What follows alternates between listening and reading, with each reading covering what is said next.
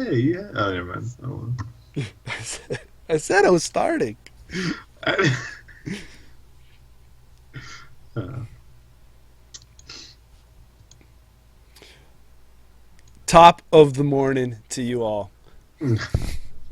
Welcome to Bad Publicity with Jameson, with Corey, and with video commentator of the year, Hollis yeah. Echo. Clap it up. I thought this wasn't happening. You said this. We wouldn't do this. Oh, You Oh, promised. well, no, you know him better than this. yeah, man. Don't shy away from it. Uh, You gotta it's embrace cool. it. It's cool. I'm happy. I appreciate it. Thanks. Hey, Jameson. Thanks, man. I appreciate that. You That's really should, because me and my whole family stayed up for a week straight voting for you. nice. Oh boy. Vote faster, I said. Vote faster. Yeah. Yeah. About that. Yeah. About it. No. Do you have any words? A few. Any Just tips for that- young commentators getting into the game? Just Follow your heart. follow your dream. Don't let your dreams be dreams. Wow, Is, that's pretty so- deep. Yeah. Thanks. Shout out to Shia LaBeouf for the LaBeouf. Shy of surprise. Shia LaBeouf for the tips. Also work with Ben because apparently Ben racked up like votes for that thing. He racked them up. He was like first or second place and everything. Nice. That's what he does. Nice. Did we rank anywhere? That's a spicy conversation, Jameson. We have to have a conversation about that. We might want to bring it up later, though. We might not want to talk about Yeah. it. Yeah. One year we'll do some videos. We don't do it for the recognitions. Maybe we'll do videos one time. Eventually. I mean, we're new to this space, so you know. It's, Hollis just does it for the groupies at Worlds. the groupies. I mean, the idea is that like you get the residuals though. Like any of there's no groupies. So what are we talking about today? Oh yeah. Well, look at this is reel this back Yeah. in, Corey. Yeah. Reel this Yeah. conversation back in, guys. Welcome to Bad Publicity. We are in full fledged. Oh man, I'm already getting some Jays talk in the chat. Yeah, my team's like I don't know 2-11 or something like that now. Oh, no. Not a good start to the season. Oh, no. We're no. Let's just get right into some card game action where it's a lot more happier space to be in. Today we're gonna do a fun episode as we extend our TD waitlist adventures here. We're gonna do the top 5 cards. So each of us have 5 cards that we wish had been a thing. So that's pretty much, we wish that these cards either were, maybe there was something about them that you could slightly change, but we just like them enough that we wish we saw them more in the meta. So this is all fun, all games tonight. Top 5 cards we wish were more popular than they were. All right, who wants to cut it off on their number 5? Ooh. Yeah, Hollis. Ooh. All right, Alice. Ooh, I got one. Yeah. My number 5 card is actually a shaper card called. We were very direct. Shaper card called Escher. No. Oh. Escher, yeah. I feel like the reason I chose Escher was because I felt like the game went through this phase where it was really cool for Shaper to be able to take the just dismantle like the corp's like setup plan. And I feel like breakers and like the economy on the runner side has gotten so efficient and power creeped up a bit to where now they don't even really have to worry about that. It used to be that you wanted to use a Gordian blade and you wanted to move all these code gates on one server and move all the the sentries on another and so on and so forth. And it just seems to be a less common thing. And I miss it. Okay, Alec Nelson. Lycan. Alec and Chris are already God. coming, hitting you up with the Lycan stuff, man. Awesome. I think that's a great pick. I think, I liked Escher a lot back in the day. Like when this card came out, creation and control days. And then all of a sudden, kind of somewhere afterwards, we went to decks with like 6 ice, and 2 of them were pop-up windows, and it didn't really matter where you put those, right? So, Right. right. Yeah, I'm a big fan of Escher though. I've played it in a couple decks. I've used it a lot more stealth builds as ways to kind of push ice so it's more efficient for your stealth rig to be able to get through and access. I like the card. I do feel like it's dropped off a whole lot. Like it had its moment, and then there's a few people that'll probably splash it. But what's weird too is that in like great. even in kit decks we never really saw it. And like the way to play around that was just to put the code gate first, right? Yeah. But like then there was no one really went and put Escher in those decks where they could just move the big ice out front after the corp had specifically tried their hardest to get the placement on it. It's a 5 influence card that you would assume is super powerful. I mean, for 3 credits, you're getting great value on it, but it's just didn't see its time in the sun very, very long. Yep. No, not a bad pick, Hollis. The meta's evolved. Yeah. Thanks, Corey. Whoa! Corey, you want to go next, man? Yeah. So my number 5 is Itinerant Protesters.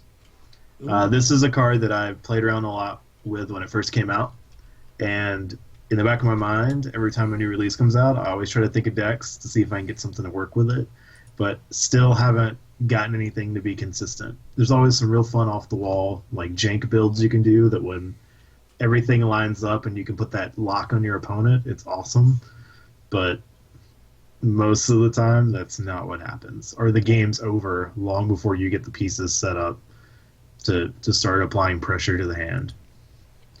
So the game really moved to a place there where it was more about speed, and you really couldn't, if you had a 2-card combo, there was really no way that you could even try and reliably pull that off, right? So, right. So those protesters were never quite able to organize effectively. to create any major ripple in the Netrunner community. There was we had a local player named Adam. No, we had a local player, a friend of mine named Adam, and he loved playing at the time Valencia and utilizing like itinerant protesters. And it always, every time I played against him, it was always like I felt like I was going to win comfortably, but then we would get to, okay, I've got 2 bad pub, now it's getting a little weird. All right, now I have 3 bad pub. I don't know. Like, this is getting really, really hard. Like, actually trying, if I haven't won yet, getting to the victory, getting to that final point where I can win the game is like almost impossible here. I have to basically draw up and play immediately. It's really hairy. So yeah, it was very cool. I miss it. I have like one game on an old PCHAG video at a regionals where I was playing against one of my friends, Michael, who was running, I believe, Argus, and I managed to get the 5 bad pub protesters lock on him. So every time he would draw a card, he either had to play it or discard it.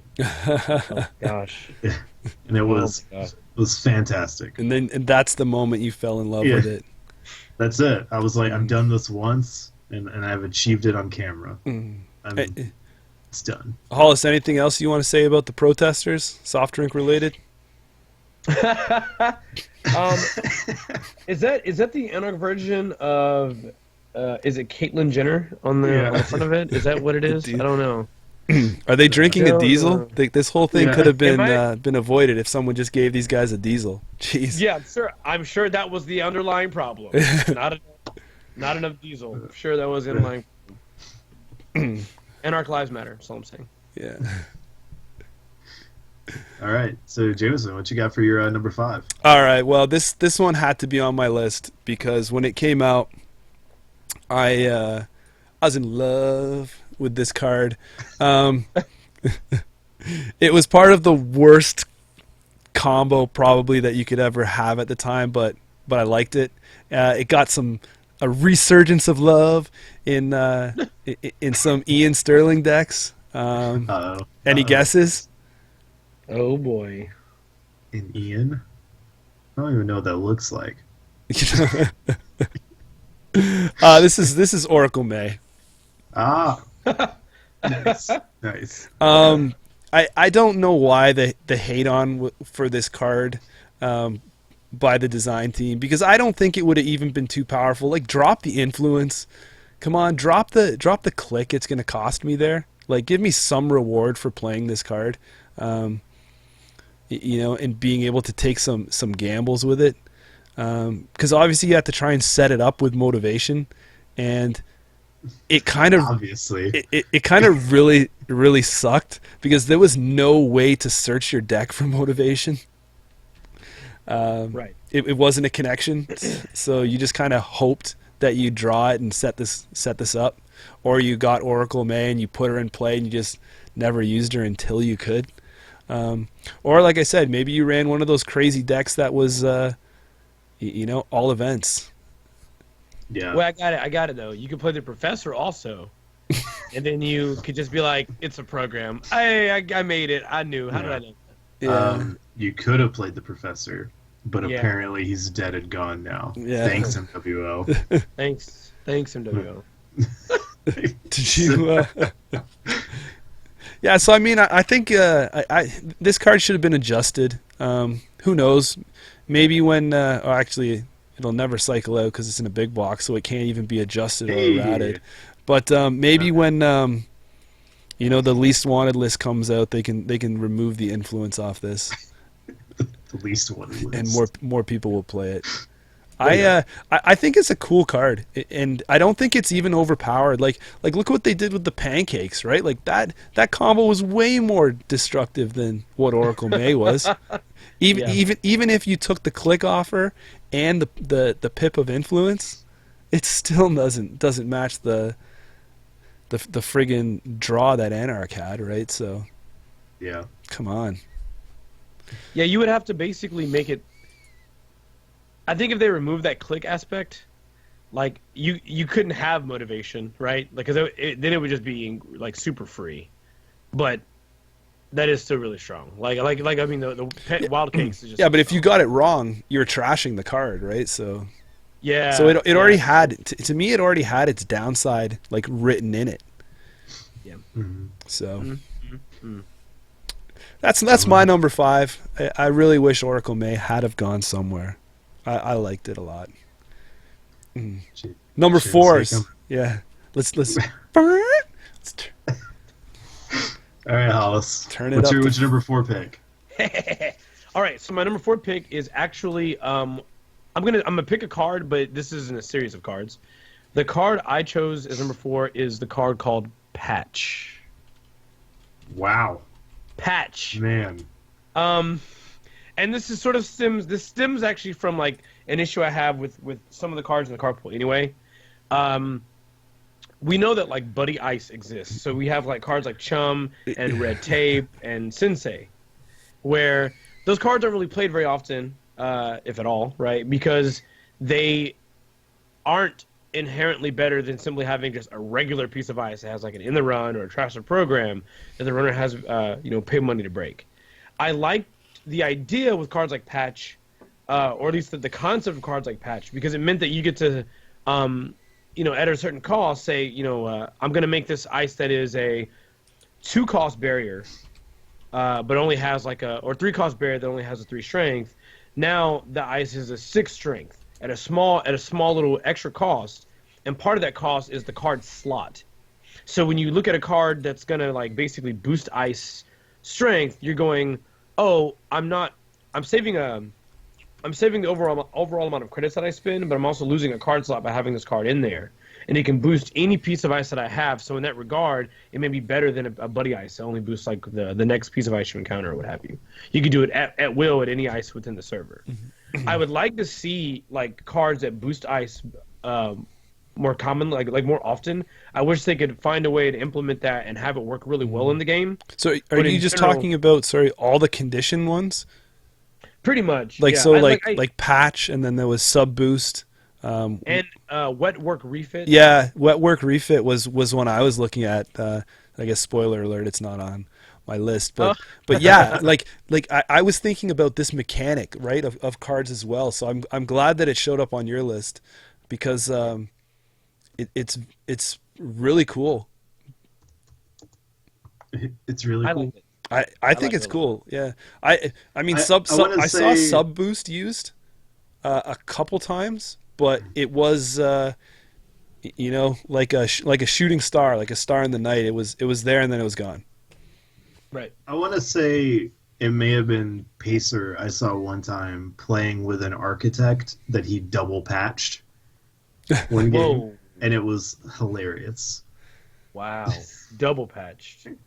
Yeah, The he I- had to repatch it. First one didn't quite do it. it was like No Man's Sky. It was like what? Yeah, Double is patch is like AKA the Burger King method, right? Yeah. yeah. The Burger King Google. Oh my god! But what's funny about patch and sub boost and wet work refit, it feels like they had the power level formula kind of determined already. If you look at a card like Oversight AI, Mm-hmm. card not busted, card usable, and it fit like what you wanted, right? Like instead of it was basically it's a similar idea, is that you're paying one, you attach it to a piece of ice, and the benefit is that not that the ice gets higher strength and more subs, you res it effectively for 1 credit, and your cost is the card slot on top of the 1 credit that you have. That's a pretty significant cost to res an ice, or fair cost rather, to res an ice and not actually pay the res cost. So when you break off subs, it gets trashed. I would like to see something more in that realm where I boost a piece of ice, and if you break it while it has this super boost, sure, you trash it, but it's a fairly powerful effect for that boost. I like that. So that's me though. Nice. Yeah, maybe that would have helped. If they were able to get something like that out in the game, where it was, this card cannot be trashed condition. Then we wouldn't have had all that crazy ice destruction stuff. But Yep. I think that I think those cards are really cool. Patch, sub boost, wet work, your ability to manipulate a piece of ice that is already on the board, that has its strength, like you said, already calculated, like the numbers set, Yeah. and you're just able to make a move. Now the only downfall is if that gets blown up, then that's 2 cards gone and your whole plan down the drain. Just all falls apart. True. Yeah. All right. Good pick, Hollis. Yay! Thank you guys. No problems. Nice job. Making you feel good today.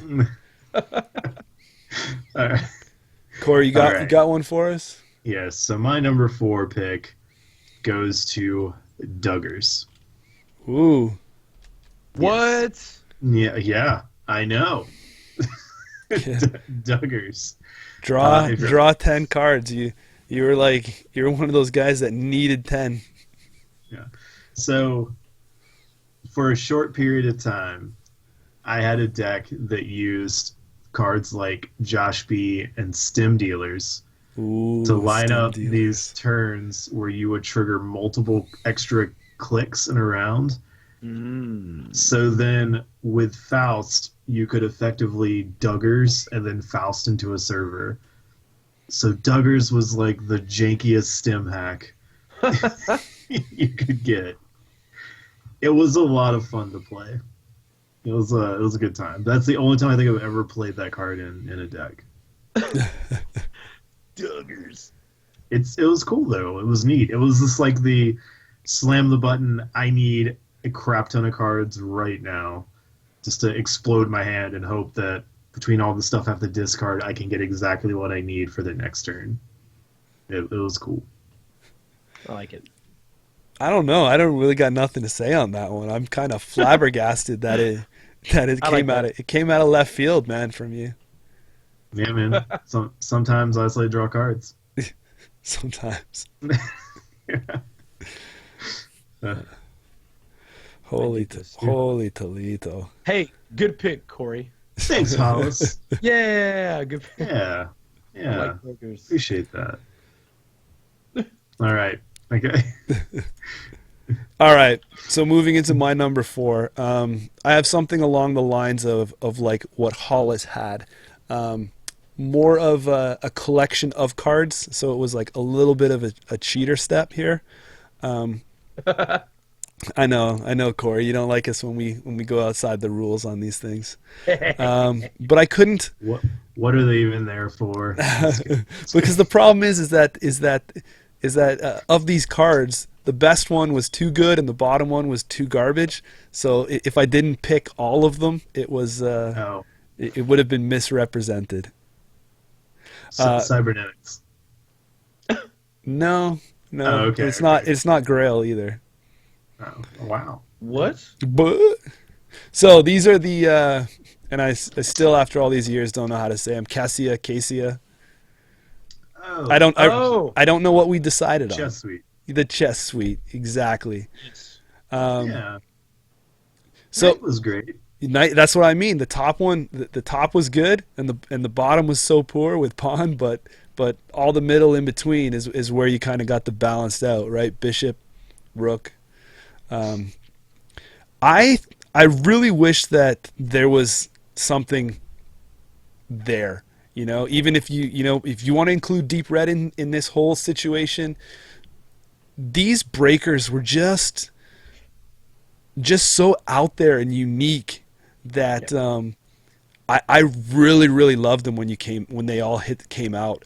But I never saw a powerful deck that took all of them together and really worked it. It was always, 2, maybe 3. There was nothing that did the there was nothing that used them as a full, complete set, like I think was envisioned. Nobody was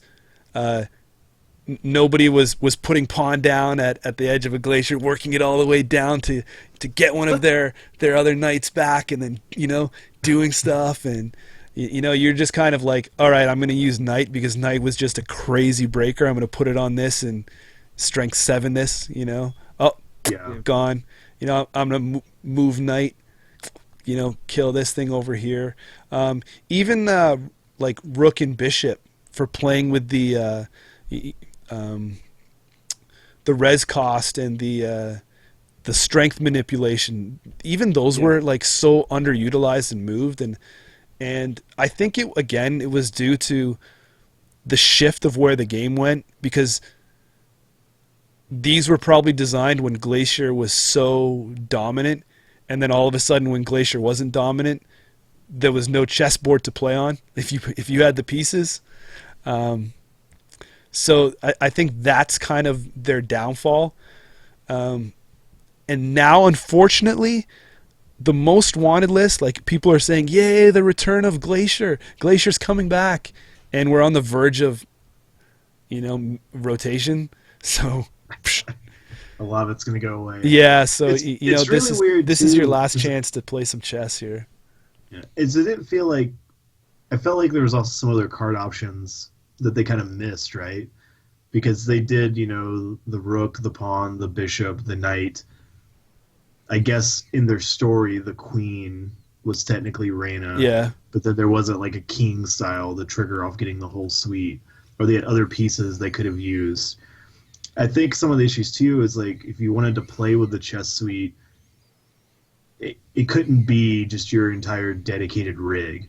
You had to also support with other things, and I think if they would have came up with another breaker style piece in there to allow where knight wasn't your only breaker option in the rig, it probably would have been a lot more popular. And then what's up with like En Passant coming out way after the chest suite. It was just like random and like, hey, here's another card that's got like Reyna on it and it's a chest term and cool. Remember those cards from way back when? Yeah. You know, those that none of you guys are playing with right now? Yeah, and again, we've talked about this before, but this was a downfall, and they have corrected it now. Where, do you remember, like in what was it? Yeah, like the first pack, or actually, I have them here. Oh like, yeah, yeah. Was So it like pawn the first one? Pawn, and then like you got pawn and rook, and then nothing else, right? Like then you had to wait. Then you got bishop, and then you got knight like a couple packs after, and then I don't even remember like Reyna. I don't think was out like in the same, like I think she was like a couple packs after, and then like her console, I don't remember where that was, but now they're at least like when you got the, and then you got disappointment. Yeah, that was in the last pack. was, you finally got it all together. Yeah. But I was really kept thinking to myself, like, they have to give this more support. There has to be something coming, like some kind of event cards like castling, you know, move your stuff for free, or just more like more chess tie-in things, right? And you know, like you said, Corey, it was one move. Like I don't know if Deep Red was supposed to be the king, but if there was just a king breaker that you know was even something static, like if it had been another AI or something like that didn't have to move, right? Like the king is just at the back, blah, blah, blah, whatever. And you could just regular get into something. You didn't have to shuffle around. But yeah, this whole suite seemed, you know, now that you think about it, it was one breaker short of being dominant. That's so disappointing because like the moment the moment that was spoiled, right? The moment it was spoiled that they had a chess themed like set of programs, the concept seems so freaking cool. Yeah, because I agree. I mean, because in my head, like I'm not saying I'm a fanatic, but that was actually during the time frame where I was just loving playing chess in general. And so the entire time I was like, I actually said the exact words like that you said, Jameson, to my friends. I was like, oh my god, if they have a castling card, or maybe they'll do two more cards. One's like King's opening and one's Queen's opening. Like, and both of those would do something different, but they would kind of be in the same vein. That would be neat because it would be an event. And it was just interesting to me because I was like, maybe this, or like, and then of course they release cards like Queen's Gambit, and the card is garbage. Yeah. And I was like, no, why would you do that? Like this could be so good. And, you know, like I don't know what an alternative like framework would be for that card, but the name Queen's Gambit is fantastic, and I wish it was a really good functional card that was worth playing. So. It's sort of disappointing to me that wasn't fleshed out more. I would have loved to have seen that fleshed out more. Yeah, and especially since the time they've had, right? Like this coming out in Spin. Was it? Yeah. Yeah, Spin Cycle. This coming out in Spin Cycle. They've had a lot of time to just, you know, like, here's a support card, you know. In the next cycle, here's a support card. Like, it wasn't like it wasn't utterly horrible. It was just missing something. Right. Right. But man, so unique and amazing design concept behind this set. Right. Real good props to it. And knowing what we know now, there's elements of the game that are new, right? Like imagine a Kaisa themed current that says like, you know, once per turn you can simply get a free move of one of the chess pieces. Or anything like that. You know what it should have been called? The current should have been called Clock. Yeah, chess clock. Yeah, like Right, and then it did something with your clicks or something like that, like played with the timing of the game or something, you know? Yeah, man. I know the idea just seems so fun and thematic and cool. Like I like it. I actually do. That was a good choice. See, this is why we should be on payroll, right? Is it not? Yeah, it's almost like that. I'm going to just warn you, Kaisa's might show up later in the list. Yeah. All right. All right, let's We're on to our number threes. let's move on. It was a really good pick, Jameson. Thanks, That man. was a Thanks, great man. pick. I try. Yeah. All right, number 3, Hollis. What do you got sitting with me? I got some garbage number 3, man. But I like it. I like it. What color? What color is this garbage? Neutral. Oh, I threw a monkey wrench into it. What side? Runner. Corp. Corp neutral. Yeah. Yeah. Bad times. Got it. He is. It's bad time. What? Is it really? It's bad time. Yes. Yes. Corey knew ahead of time. He was like, it's bad times. I was like, yes, it is. It is, man. It is. So the thing is that, like, right now in Netrunner, there's two things that happen when you're tagged. They either use they either scorch you / boom you to death, or you use cards like exchange of information. Usually, if it doesn't directly result in like a huge gain like that way, it's the card's not played. The first time I saw Bad Times, okay, I remember Bad Times in Owen. And I was like, wow, this card is actually really, like, this is so bad. like Bad Times is a really bad card, right, to get hit. And so I remember, I saw Bad Times, in Android Netrunner, and I was like, wait, this seems pretty significant, because losing 2 to your MU, especially if like you have a rig out, is pretty horrendous. Not only that, but if these things stack, you effectively say, look, are you using all 5 of your MU? Well, you have 1 now. Good luck. And this is before we had, Paperclip, Mark Ultra, and Black Orchestra. So, and like at the time, also very few people were running any recursion. People were just going balls to the wall. Like, I got 1 copy of Corroder, and that's it. And I'm just going to play smart, and I'm never going to, my programmers are never going to get trash. And I was like, yeah, but how do you guarantee that? Like, there's not a real way to guarantee that without any kind of recursion unless you're Shaper. So a card like Bad Times, like, to me, really stood out. I would have loved to see it played, but in the end, it just didn't cut the mustard, man. Like, it just did it. Maybe it would have been better if it reduced the total MU available by 3. That way, you didn't need to play 2 of them. You just played 1 of them if the runner has 2 tags, and that can be significant. And that's it. It was just playing it once. You know what? And then they went around and they're like, in the FAQ stuff, they made it kind of weird and convoluted where the runner can choose which memory to lose. Like, example, like, I'll just lose this memory off Deep Red that was doing nothing, and you're just like, this is bad times for me, man. Yeah. Bad times is hard times. Hard time. But yeah, man, I opened that up and I as well was super excited. I'm like, wow, this is a crazy and awesome, interesting way of now doing program destruction. Like, oh, hey, you don't have enough memory to keep these programs out there. Get rid of them. But it just didn't. In theory, was cool. In reality, not so much. Yeah. Yep.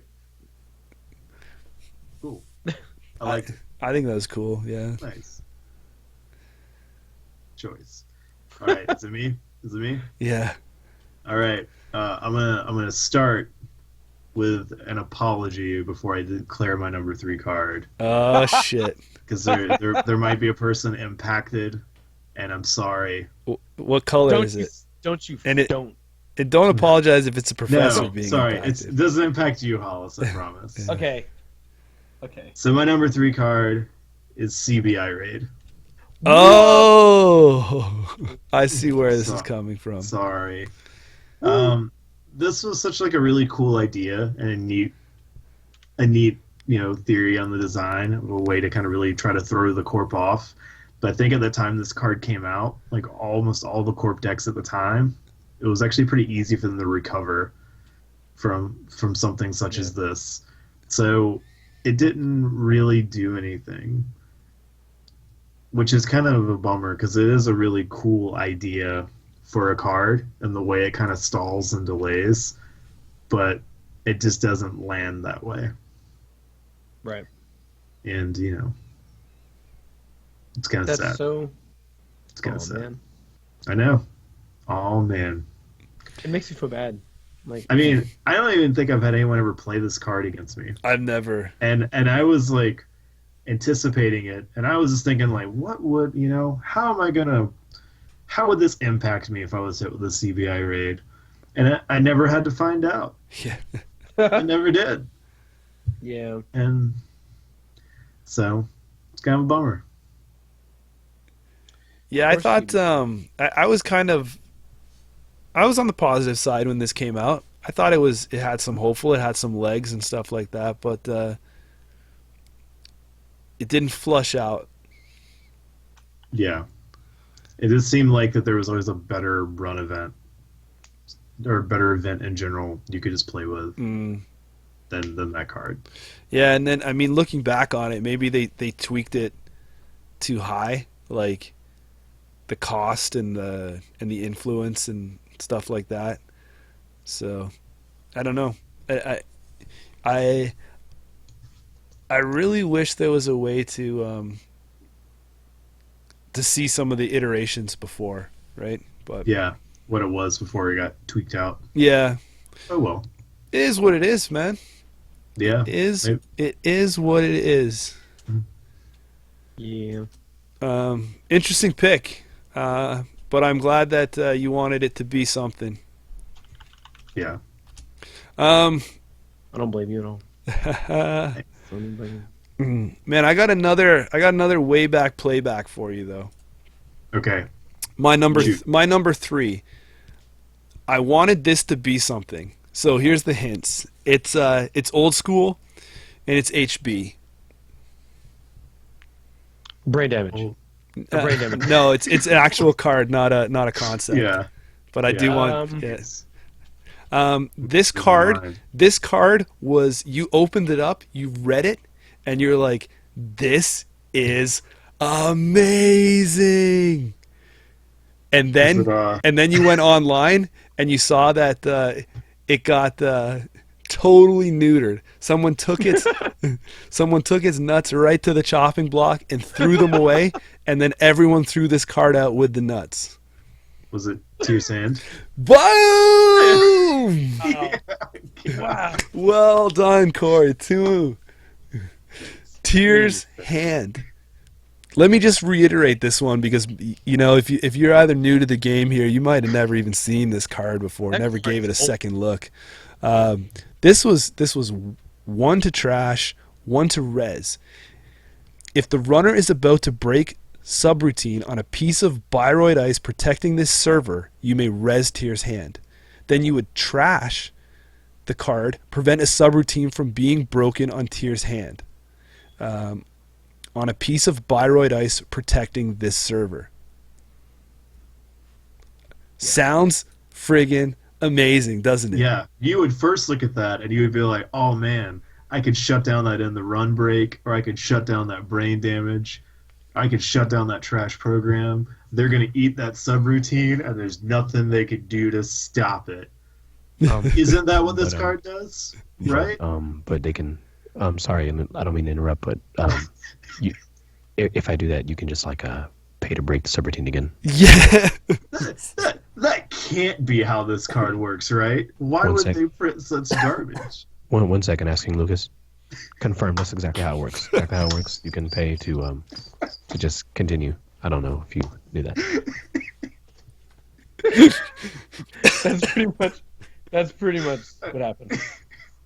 In my head, that was an actual reenactment of the scenario. It's like somebody was like sitting next to Lucas, I think, and they were like having coffee and eating a like turkey bacon club sandwich, and they were like, hey Lucas, and he said, hey Lucas, we wanna. He's about to break this trasher program on Itchy.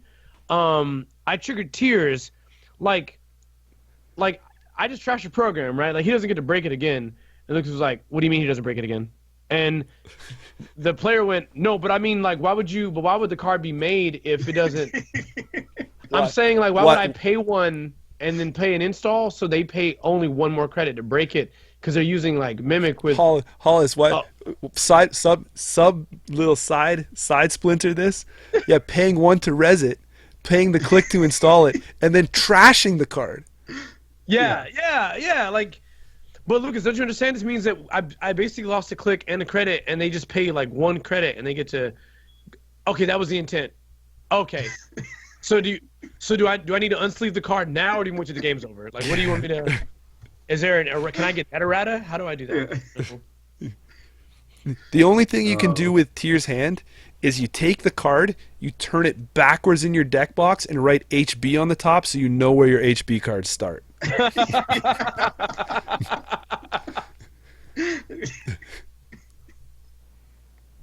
You will never get more value out of Tyr's Hand than if you do that exact scenario. That's the most honest truth, though. Yeah. This card, like I said, like it was something that I was super pumped for because you're doing it like they did everything they could to I think neuter this down, right? Because it was like 1 to trash, right? Okay, it was 1 to play. It was a trash event, right? Yeah. You're like, hey, it's 1 influence, so that's pretty damn cool. I can, move. But the other thing too is that why didn't you just put crazy influence on it? Because all of a sudden it was like neutered where it was a piece of Biroid ice. Yep. Right? Yeah. So I think it just fit so frigging awesome where it was like, oh, I think I will just spend a click to get through this. And you're like, no, Tyr's Hand. You ain't clicking through that, man. And then you're just like, I'll just use my next click to click through this.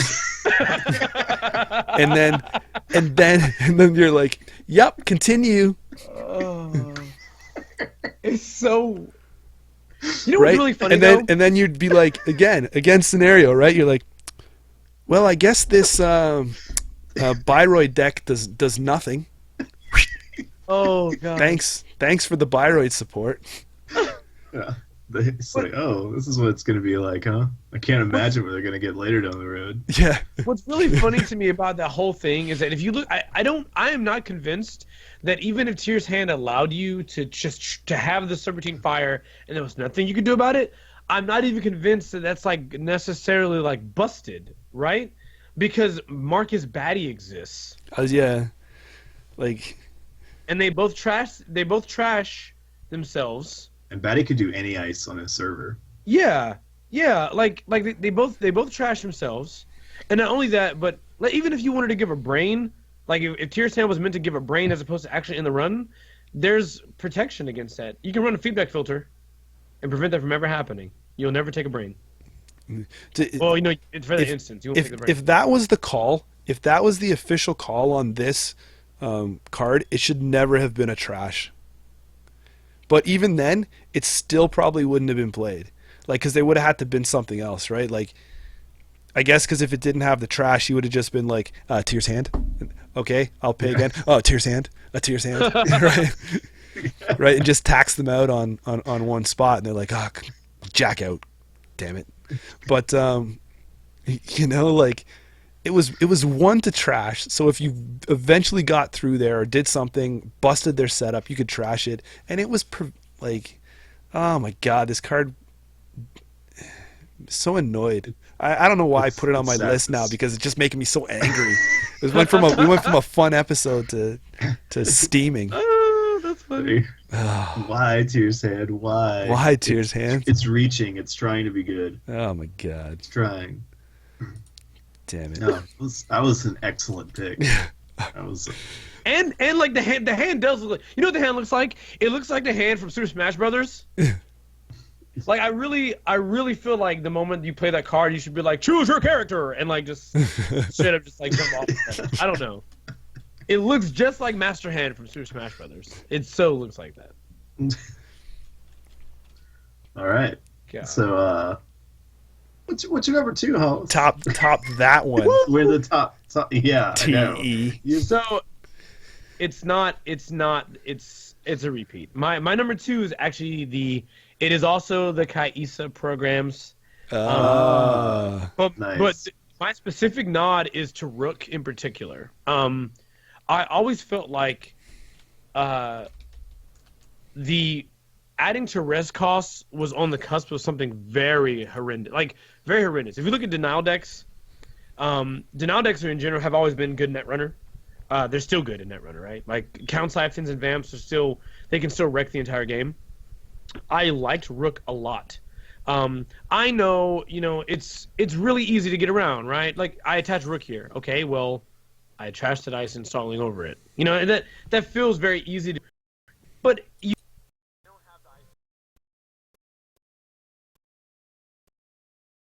don't have the ice that they need. Or in general, maybe they just rationalize it's not worth trashing and they'll pay the extra cost. Or maybe they won't. I don't know.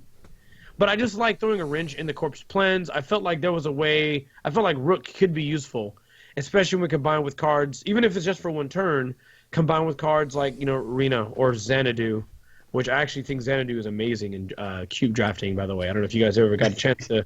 I don't know if you ever got a chance to play against the Xanadu or with Xanadu in a cube draft. It's actually really annoying. Incredibly annoying. But I don't know. I think that Kai'Sa's, we talked about it a lot, but I think Kai'Sa's could have been amazing. Yeah. And I wish... I'm really glad that you brought it up again, because I had a thought afterwards and I didn't want to go back and say it. So here's the adjustment they needed to make.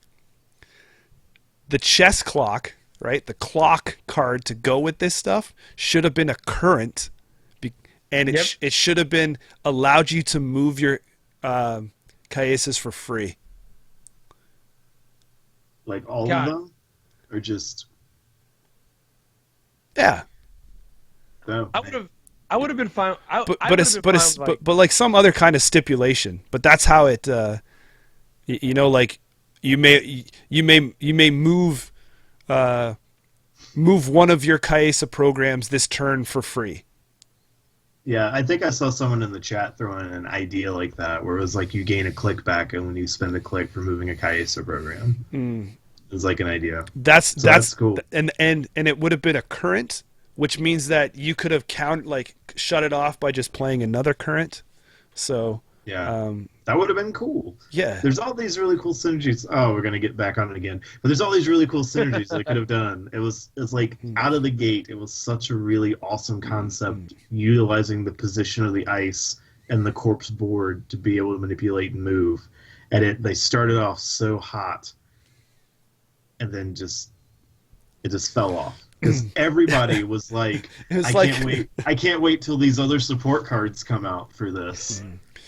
What was that? And we were all disappointed. Oh, Kai'Sa, just come back. Just give us more. Just give us more. That's right. Just read. But they're gonna rotate out though, right?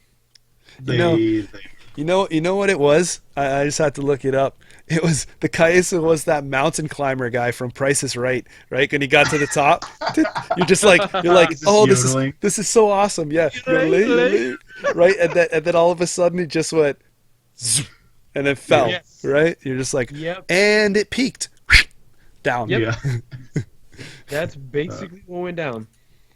So good. Basically what happened. Oh my god. So hey, good pick again, Hollis. Piggyback off good pick, Jameson. Yeah. Yes. Yeah. All right. Corey, what do you got? You got something to top this?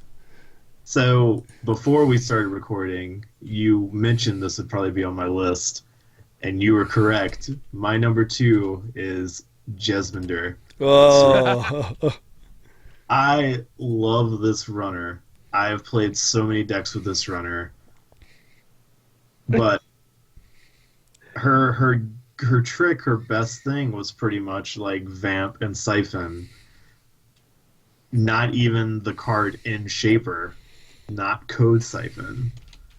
And then there's been nothing else to come out that trigger off her ability to make her worth trying to play stuff with. She's such an awesome, like, art-wise, just phenomenal runner design. Yeah. And then the other thing that just infuriated me to no end. I know where this is going. Was the CTM ruling. Why not let her ability work on that ID? Look, just to prove the people watching, I knew where he was going because I queued it up. It's just like, it's almost like the asshole who put that paragraph on CTM was just like, not you, Jess Players. You think you'll have a good answer for this ID, but you'll have to suffer like everybody else. And then it was just like, here's a parentheses, get effed. And then, you're just like, why? Because like every single time she has like a point to where like she could just be really awesome. And I mean, and I've played her a lot, and I've done well with her in events and had a lot of fun. And I think she's cool because she's one of the best criminal runners in the game. And I know she's a shaper, but anyway, Wow. but she's just so fun, and she's just so close. And it's like every time she gets a couple steps forward, something comes out and just like cuts her legs off from under her. Yeah. It's heartbreaking. It's heartbreaking. It was All right. like Hollis. I want to hear the design story from Hollis on Jess Minder. Yeah. Right? Because I'll start it. Because in my head it was like, it was like, hey guys, I got this awesome concept for a card. Oh yeah, what is it? Avoid the first tag during each run. What? Oh my god, that's phenomenal. So much potential there. The design space here, crazy. Oh, amazing. What? Print it. Okay, let's go. And then it's like, and now let's design this card. Oh, but sir, but wait. What? Nothing. Go. Whoa, I got to design this card. Oh, but sir, no. Print it, and I've designed this card. Wait, do you know that these last cards here are all neutralizing the last card that, the last runner ID? Doesn't matter. We've already printed it. It's at the printer. Yeah. Don't worry. And then, oh my god, I'm going to keep going. And then they give her the Maya console, which is this really awesome ability where you can take cards and put it to the bottom. And you're like, yeah, I can manipulate the corp's deck. And then I swear to you, like the next 5 or 6 cycles, all give cards to let the corp reshuffle their deck. And you're just like, why am I even using this console? Like, what's the point of this? Like, they're gonna museum and reshuffle, or they're gonna do that stupid ass alliance. Anyway, this is, oh my god. You may not know this, but Sorry. Kate is not overpowered, and Jessamine is, and so as a result, Jessamine had to be controlled. In the CTM meta versus Kate, just that you should know. They couldn't even give her a link. Right? Nobody is going to play CTM if Jesminder is able to avoid the tag from trashing the. She was like, can I at least get a link? No, you cannot. You cannot. You're already overpowered as it is. Jess, go wait in the box. Yeah. Go wait in the box. Yeah. You can stand next to Exile. Yeah. That's where you belong. Get back with your shapers. Anyway, so yeah, this one I almost wanted to put it on my list too, because I was so excited for eventually. I'm like new shaper coming out. Oh, what can I do with this? I can play Account Siphon, even though it's so rich. Gonna splash it in my deck. Everyone's gonna know that I've got this card because it's the only use to play this ID is to now have Account Siphons in here. Oh, maybe a vamp. I don't know. Gonna do this, and then you're just like, well, on to the next stuff. And Jasminder has a hard time because, in general, she has a hard time in the lore, man. Because her sister gets assassinated. Yeah. And then she effectively gets assassinated by controlling the message. So it's like that whole family line is just done. Wipe your hands, just get rid of it. Just no, man. Just get rid of it. She's so awesome. Kills me. All right. Anyway, I think it's time to move on. Jameson, what's your number 2? Your number 2. You know what though? Yeah. But go back, because I just looked it up too. Because her sister was that also, right? Like, if you want to talk about bad luck for the family, her sister was like a cool card that again, you're just like, why? Right? 0 influence, 0 to play. Each player has 1 additional click to spend during his or her turn. You're just That's what is better. What is happening? What is happening? What is happening here? That's so much better. It's like these cards that benefit both sides benefit nobody, right? It's the same reason why, there was a couple of us that tried cybernetics when it came out, and you're just like, hey, it's awesome that I've lowered the runner's hand by 1, but I've also lowered my hand by 1 as well. Great. Don't get me started on cybernetics. It's like, what the, what? Right. What are you thinking? All right. You're number 2. Okay, my number 2. Obviously, this is a home on the list of cards that we wish were something, but again, nobody except playing in your basement have seen this card. Somebody wanted to see it at the beginning. They mentioned it. I didn't want to comment on it in the chat, but it is on my list. It is in the number 2 spot. This is a criminal card. This is not so far back, but we're talking honor and profit. Corey, you've been on a roll with these, so. So wait a minute. It's an honor and profit card? Yeah, it's an honor and profit card that nobody has ever seen. It's an event. I don't know. Hollis, come on. It's part of a 2-part mural. One card you love and you play all the time. The other card, this card, never gets used. Put these 2 cards together and you have like the full story. The other this is only proving Jameson's his statement that nobody knows what this card that nobody plays with it. You've just got some alt arts on the brother card for this. An event? It's red. Thanks. What's a red card that you just got alt arts? Mushin Notion. No. So yes, Mushin Notion. Okay. So what's the other part of the mural? Oh my God! Push your luck. Boom! Oh my Right? God! It's the 2 guys playing the same game, right? The Mushin and the whoever this dude was. Wow. Yeah, push your luck. Wow, I've never played with that card. Yes, Nope. especially Never since played with that card. we need alternate art push your lucks now to go with the alternate art Mushins. Keep the synergy alive. No. I Would really be played way more than the all Neros. Yeah. Well, touche. Jeez. Secretly spend. I'm going to read this because again, I don't think anyone else has seen what's going on with push your luck. Secretly spend any number of credits. Any number. Imagine that, guys. Okay? Oh, boy. The corp guesses if you spend an even or an odd amount. Reveal spent credits. If the corp guessed incorrectly, gain credits equal to twice the amount.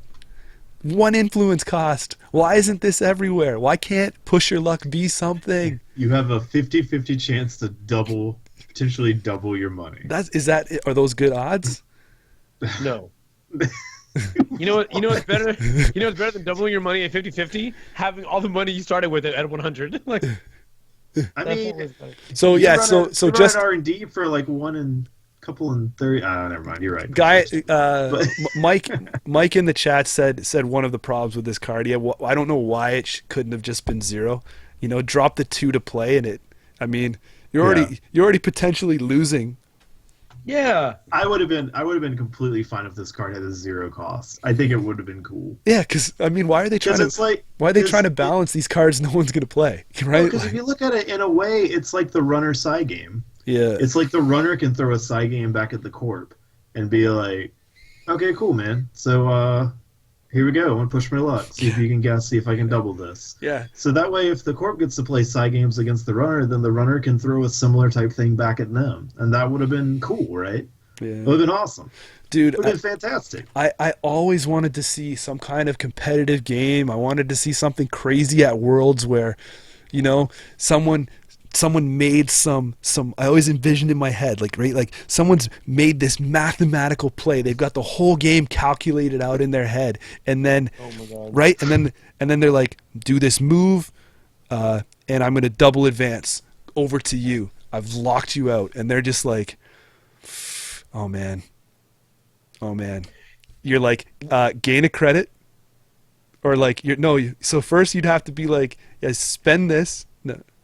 or See, right? it's falling apart. No, It's right? credit costs. No, right? Like it would something like he's like gain a credit, and then I'm gonna use, I'm gonna play push your luck because I've got all this now, and I'm gonna go all in on a push your luck, and then they double their money, and then it's like the guy's just like, what just happened? And then he's like, and run that server, and then he just spends all his money and he gets in to win the game. That's what I always wanted to see. I feel like also there was opportunity missed with the way this card works, because I feel like both the corp and the runner can have a card called Push Your Luck that does the exact same thing, and that would be amazing. Because I feel like, granted, I like what Mushin does, but I wish the artwork on Mushin was just a corp version of Push Your Luck, and all that really happened was that it was just the two cards. Prepaid voice pad, push your luck. Boom! Banned from chat. Yeah. Right? Like, don't you think this card? Yeah, I mean, obviously, it's like nobody's gonna be like, oh, geez, I just saved my, or even better move, right? Take Katie money, push your luck, run server with the winnings, right? Like. Right. Double it. Amazing. Why can't we see more high intense games with push your luck? It's a damn shame is what it is. Sometimes just gotta gamble it, right? Or do you think it should have been more like we play against each other if you're the corp, like the actual like game that's playing? You're like, I'm gonna put up like 5 credits, you put up 5 credits, and then the winner takes all those credits. No. Oh, okay. I mean, I think the way the card is cool. It's just if it's so cool, why ain't no one using it? Because I do think the cost like kills it. The cost. Yeah. I don't know. Yeah, like I said, why are they trying to balance these cards no one's gonna use? Yeah, like should have been 0. Make it no influence. This could have been neutral. Let anybody push their luck. Why can only a criminal push their luck? Why is this a blue card? I think secretly Jameson just wants Jameson just really wants to see 30 credits on the line. Yeah. Jameson lives for the day where someone's like, "How many credits do I have? 36. 36." Push. Or any number. I got 31 credits on though. You don't know though, 31. And I'll just double. I'll take an extra 31 credits. Thanks. Get wrecked. By the way, you're gonna lose this game. By the way, don't do that. You're vamping all your money. What's this guy's like? Oh, man, Katie, push your luck and then stim hack it. Yes. Fuck it. Who cares? Yeah, that's money, man. Pop Katie for 18. Push my luck. Stim hack. 107 credits. I don't think that's what that maths to. What you think this is? Hollis, you know what you do at that time? That's a legitimate, like, if you had enough money to like triple get in that server, I'd collect those coins in my hand and just go like this to get in. Be like, pick up the money and be like, and I'm gonna get by. How many credits does it cost me to break into that? Hadrian's Wall? Doesn't matter. Right? Just throw money at Right? 7 credits, take 10, you need it. Boom. Yeah, keep the change. Just throw it all. I don't know, push your luck, man. Someone out there, I want to see it on Peach Hack. Ben, if you ever see this in a deck list, just put them on a table. Yeah. Just to push your luck. Just for the push your luck. I got to see one in competitive play somewhere. Wow. All right. But it will never cycle out. Push your luck will never die. It'll always have its chance. Yeah. Are we ready for the number one? We are ready for the number ones. What is better? Hollis. What is better than pushing your luck, Hollis? My number one card choice for cards I wish would be improved is actually. This is going to be such a letdown. It's actually. It's Lycan. It's actually lichen. We all knew. It is lichen. The people knew. Someone in chat guessed it. It's lichen. It's actually lichen. Let me tell you why. You secretly love that card, and you feel No, bad. I don't. No, I don't. I don't. I really don't, and that's the problem. I don't secretly love it, and that's the actual issue. So, this actually, I say lichen, but to be fair, like we said earlier, this is sort of like an example of where, like, I think a lot of it's the concept here that I wish was played more often, and the reason why it's not is because they haven't really found the best way to implement it. Advanceable ice is sort of the issue. So, like in the case of Lycan, you know, like cards like Lycan and there's other ones. I can't even remember their names because they're all so bad. Changeling, which is actually okay. Yeah, well. And then Wendigo. The other one. And Wendigo. Like, they're also, like, they change their Ice-Wall? subtype. Yeah, That's an amorph ice. So. Because you said advanceable ice, not morph ice. Yeah, It's true. there are some issues in general with all advanceable ice, but the morph ice more specifically are, like, I think very low on that on the bar. Very, like very low. Right, because I mean it's hard to balance, I think, switching your subtype with an appropriate res to strength ratio. Like, obviously, if you're going to get the option to have multiple subtypes, you might not want to have it on the same, like, power level and efficiency of, like, ice that only is one type.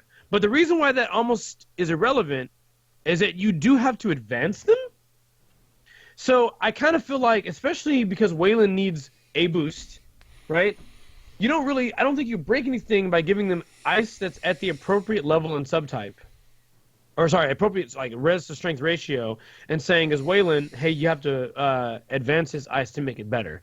This maybe not, it doesn't, but it could make that, because we built it, a more viable choice in that regard, because now they're saving themselves a credit and they just get to change the subtype as a part of their ID ability.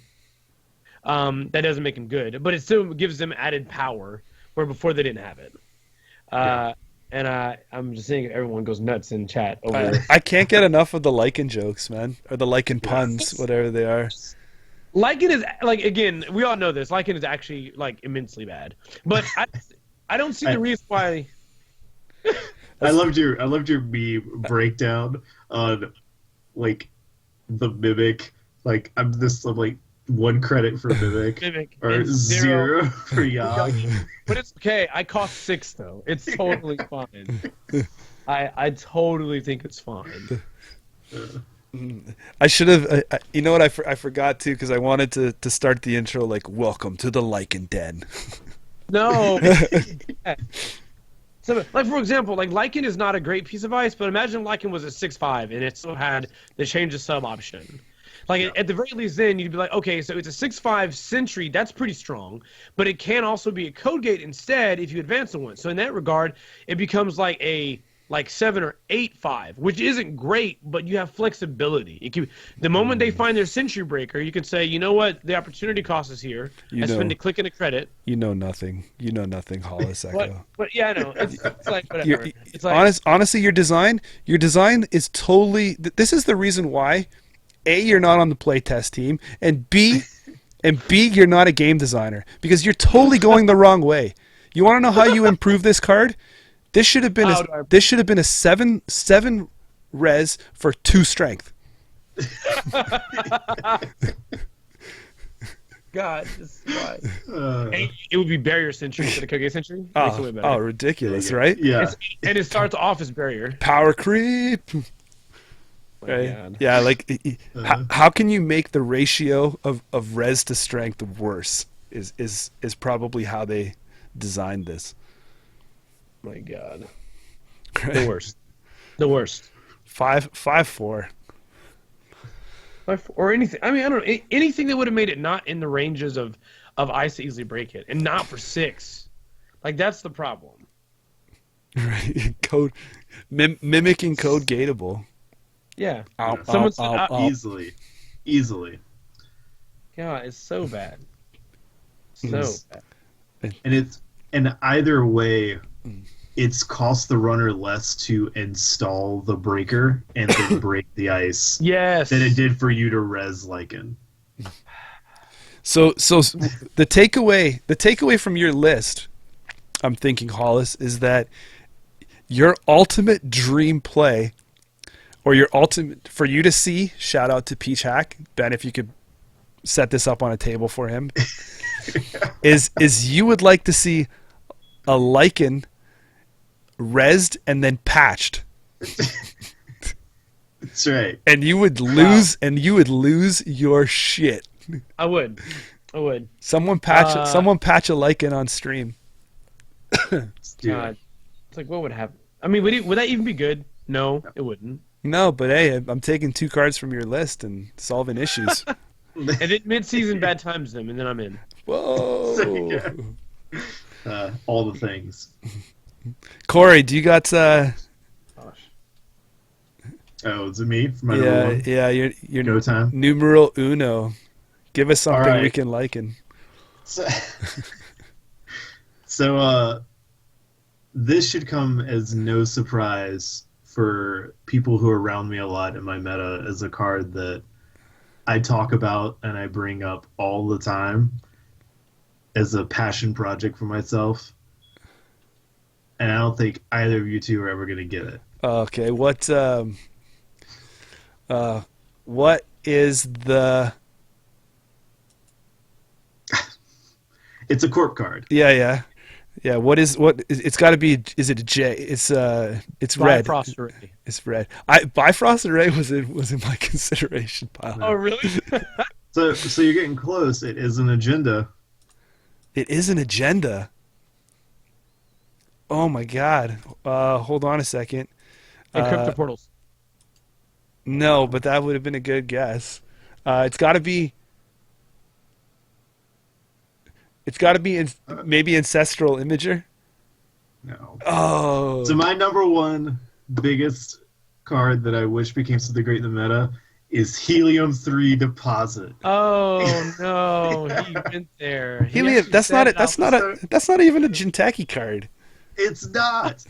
But people who know me know, every single time I see a card with power counter or power tokens, I'm always bringing up how it works with Helium-3 Deposit. Is Alex still in chat? Because if he didn't get that, then... I'm sure Ben got it. Yeah. Oh, yeah. He said it now. I don't know what the time delay is, but yeah, Ben threw it out there. So this is one of those cards that, like, when it first came out, didn't really have any great targets. And it's, again, one of those traps that us Netrunner players fall into with, can't wait to see what they bring out to support this card. And then, and every single time I'd see a card with power counters, you should see the time public support came out, and I lost it. Because I was just like, hey, this is a cool card that uses power count. Wait. This card only triggers when it removes power counters. Yep. So why is it in the faction with an agenda that adds power counters? What are they doing? Yep. And so it's like every single time you would see something that might be a cool synergy with Helium-3 just get shattered. Yes. And I hold out hope for something to really take advantage of power counters. To see have this card make it in just one deck. Just one deck. Because you would think if they're gonna give that particular ability, that they had some plans for more cards to come out that would use its use that feature, but nothing, basically nothing. And it's so it's almost like what was right, yeah. So it's like, what's the point? Like, if there's no great reason to use it, what is the actual point? Why print it? Like, I could put some tokens on my Data Raven. I could put some tokens on my my Draco. I could put. It's just like all these things. And you're just data ravening that thing, eh? I think you can adjust the strength of Atman. No. Please no. Can you? Yeah. You can. You can put it on any card. Yeah. Daily, place up to 2 power counters on a card with at least 1 power counter on it. So it also needs you to have a power counter already on the card before you can place it. So you can't even have a card that like has a really hard to trigger power counter ability to then just give it power counters. That how awesome is this card? Because now I'm So just thinking, bad. can you imagine somebody mathed it out and they're like, I'm gonna put this Ottman in at 4, and you're like, next turn you score this, you're like, Ottman at 5 now, brother. And he's like, Just oh someone do shit, Please. shit. So yeah. Yeah, Ben said the So- same thing I said. I think Data Raven is the only good use for it. Only almost good use has Wow. been out. Wow. So hey, the card's not out yet. It's got a little bit of time before it rotates. There's still time, guys. Give me some power counter cards. Let's make my dreams a reality. I'm not giving up on this card yet. Is it We can do this. what did it came out in? Oh yeah, the source. Lunar It came out lunar in Lunar Cycle. lunar cycle. This is the moon. Yeah. Yeah. Yeah, we still got some time. I think you'll see power counter manipulation. I do. It takes power to create power. Boom. Flavor text. Hey. Well, I mean, if we can get more power, that's fine. More power that this card, I don't know, like whatever. Just All right. You guys ready for the number 1 overall most wish this had been a thing card? I'm ready. Okay. Oh yeah. For some reason, I gravitate towards these big box releases. And maybe it's because these cards in there, they're just like, man, we have so many cards we have to fill out this faction. Let's throw some weird ones in there that people will never use. Let's overcost them, over-influence them, under-influence them. Just do whatever it is to mess these people up. This is out in Order and Chaos, fellas. Order yeah. and chaos. Yeah. Okay. And it's an Anarch card. Okay. It's an event. It's a run event.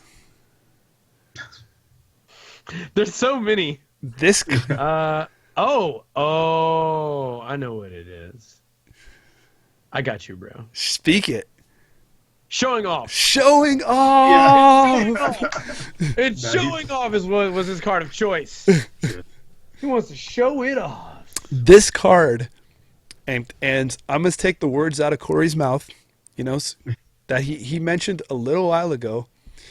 This card, I think, is so frigging cool. Not only because the name is just perfect for this card. The style, the faction that it's in is so cool for this card, right? Make a run on R&D if successful. Instead of accessing cards from the top, access cards from the bottom. There is so much cool stuff you can do with this stuff if you have multi-access out, if you have the corp has been like, hiding stuff at the bottom of their deck, like, with what DBS was it, right? Yeah. Yeah. You're just like, oh, you want to bury those agendas? Keep going, and I'm gonna showing off. Boom, scoop it. Now, the problem is that somewhere along the lines, every corporation card that came out shuffles R&D. Yeah. Yeah. And Corey said Yeah. it. And Corey said it best. So what the F is going on?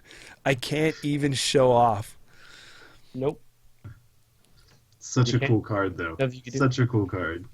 So for those people that don't know, too, Worlds. What was it? Not last year, but two years ago, I think it was. This card was in draft. I'm at the head table against Netrunner, and out of nowhere, he's just like, he's totally shut out of everywhere. There is nothing on the top of R&D, and he's like, I got no play for the game, showing off. And he did it. He scooped me at the end. What? Nice. Wow. Yeah, Wow. yeah. So I mean, and ever since then, we're like, this card is so amazing. All right, and I would have won the next turn. So he did everything he needed to with this card, put his balls on the table, and just anteed up. And I think it's so powerful. It's cool in the right circumstances and stuff. It's a really neat card. It could have a resurgence. Holding out hope. Yeah, I know. I feel like Pacer tried playing a one of this all the time in our meta. I know he mentions it a bunch. I'm pretty sure he's probably given up on it by now. But I know there was a period where he was always just a one of card. He'd put a one of showing off all the time. So there's people out there who believes in this card. Yeah. It's one of those you lose to it. I just don't feel like you could be mad about it. You're just and I wasn't. That's why. And that was for the game. That was for draft. That was for draft championship, man, of our pod. Yeah, you just be good on you. You deserve that. And that's all I could do. I was like, this is amazing. It's like they would. Oh, I don't know if I showed it. There it is.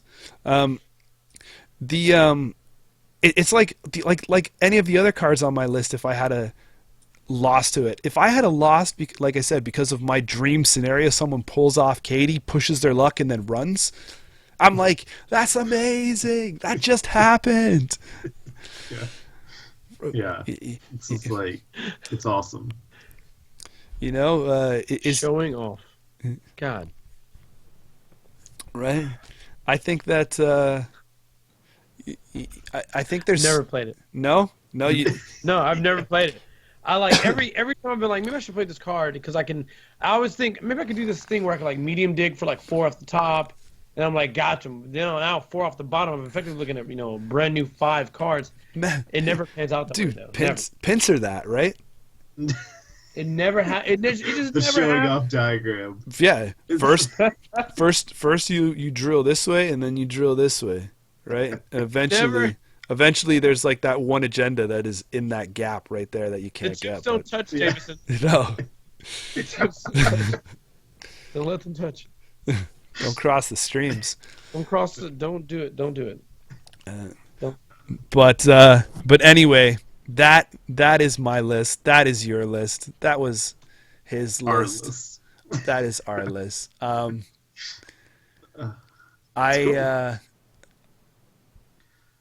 All right, let's see some of these cards show up. That's what I want.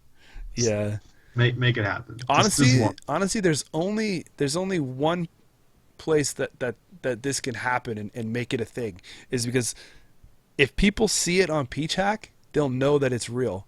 That's why. Forget. I don't know how it's run, but I assume is it top table? Is that how Ben does it? He just tries to mix it up. Okay. He's trying to keep a different variety of stuff. Because that's even better, right? Because you do have to typically be doing okay. You have to be doing pseudo well. You can't be scraping the bottom of the charts unless you're round 1. But the potential. You can get lucky. No, yeah, with a push your luck. If you have push your luck in your deck, just go up and please whisper in Ben's ear that you have it. Yeah, that's all you gotta say. I'm playing with push your luck. Yeah, and get this guy on table 1. Yeah. Put him on table 1. Yeah, and you. Although you got to be sly about it because if you're at the bottom and you get put on the Peach Hack number 1 table, someone's gonna be like, "Are you playing push your luck? How the f did we get here?" Right? But honestly, let's just see it. Let's see. Let's see it. And it's gonna fail so hard, but it's gonna be glorious. But think of the potential too, right? Honestly, what is that? That's a good. I would probably give that at least 35 views myself. So the potential for viewage is on the YouTubes was astronomical. Yeah. 35 equals astronomical. equals Astro. That's more than a deck limit of an Astro script. No, Oh my God. 34 more. 34 more. Uh, I don't know. fantastic. Hey, so did you guys have any honorable mentions then? Do you want to just cram them out? I didn't on mine Oh, you just because I just kind of focused on my 5. I didn't have any that I bumped, to be honest. I mean, I think the ones that were closest was probably the chess suite, but you guys got all covered. So because that was one that I thought about a lot. I tried to keep things as good as possible. Tier's Hand was the only one that was like it. This could be good if they could tweak it a little, but that was an official ruling. That's like off the card, right? Yeah. So that's the only one that kind of breaks the mold a bit. But if they could change somehow, like ones that I thought about were thought were cool. I wish Bifrost could have been better. Raymond Flint. Like I said, I already Raymond said Flint's a good pick. I already said Stim Dealer. Yeah, right. Like, I've got Raymond Flint down. Go ahead and go ahead and start taking that bad publicity. And what's the other off of one that's similar to Bifrost? Genetic resequencing. Yeah. That's another one that I think was probably close on mine when I thought about it. I think I tried that in like one deck, and I managed to trigger it like a couple times. It was cool, but then I had more agendas on my deck, so it wasn't so cool. Yeah, and I tried to stay away from some of the newer cards, but I did think about Wet Work, but like Hollis, you had that covered. So yeah. Patch, man. Awesome. And I couldn't. Sweet patch. I didn't really bubble towards too much about IDs though. Like, there's no IDs that I was like, I wish this was. Like, Jess was the only one, but I mean, I don't have time to play anything other than Adam anyway, so it don't matter to me. You're still in the dojo. Yeah. On that Adam deck. Yeah. Only... That's your program directive. Only play Adam. Yeah. Oh well. So you guys have anything else? Hollis, any shout outs to the chat? And anything cool come up that needed to be said? I have no, honestly, I have no like important real talk topics that come to mind right now. I think that Netrunner as a whole seems to be doing better. People seem to be a bit more positive about the game because of the new most wanted list. So I'm just waiting to see how that shakes out and see how the meta changes. Yeah, I know a lot of people are just waiting on TD, Terminal Directive. And for those of you who hopefully maybe had some events scheduled in your area, it seems like that, looks like we're going to have a full house at ours with the way that the pre-reg is filling out. So it should be pretty cool. For those of you that love to stew in the controversy that is this wonderful game of Netrunner, I would point you towards twitter.com/ANR Bad Publicity. And if you go to our tweets, we have a pinned tweet at the top, but not including that one. It's the second one down. It's called Something to Read. This was a post from a clipping from a thread on Board Game Geek called "At What Point Did the Game Change?" I think it's an interesting read. So I'll give you guys a little takeaway homework there. Feel free to join in the discussion if you have a Twitter account. There's already a couple people that have posted their opinions on it, and I think it's interesting. Yeah. No, I think so too. Huh. Anything else, guys? Hollis, you said nothing real this week.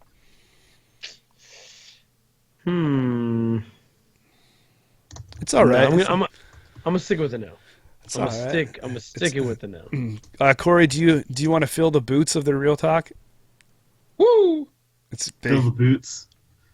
I mean, I don't have anything new. Most of us now are just waiting on cards, right? Yeah. We're just hanging out waiting on cards. But hey, if you haven't had a chance to check out this sweet L5R preview, I recommend you mosey on over to the old FFG page and read up. because there's been a wealth of information that's come out over the last couple days, all about stuff for the game. Whether you're an old school player, there's lots of really exciting announcements about the game, and if you're someone who's never heard of it before, definitely check it out and read up and see if something might be interested in. There might be some potential coverage of that game coming out on this channel. Who knows? There might be. There might be. There might be.